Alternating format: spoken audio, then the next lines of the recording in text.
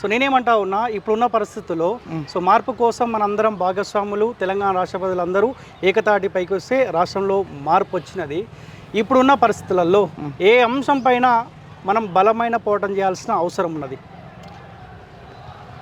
ప్రజలని పనికిరాని పథకాల పట్ల దృష్టి మళ్లించకంటే ఒక వ్యక్తిని కొనుగోలుదారు శక్తిగా తయారు చేయడం పట్ల దృష్టి సాధిస్తే అద్భుతమైన తెలంగాణ తయారవుతుంది.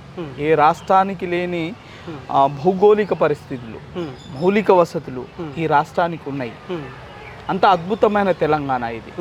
సో కాబట్టి ఇలా ఏ ఆకాంక్షల కోసమైతే తెలంగాణ వచ్చిందో ఆ ఆకాంక్షలను మర్చిపోయినాం. అది ఒకసారి పునఃసమీక్షించాల్సిన అవసరం ఉంది.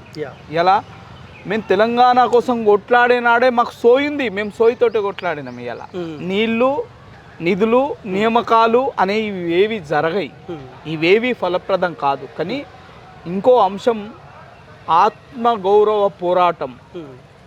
ఆ పోరాటాని కోసం చేసినాం, అది సక్సెస్ అయినాం. కానీ మిగతా విషయాలలో సక్సెస్ కాలే. ఆ దిశగా మనం పోరాటం చేయాల్సిన అవసరం ఉంది. ఓకే.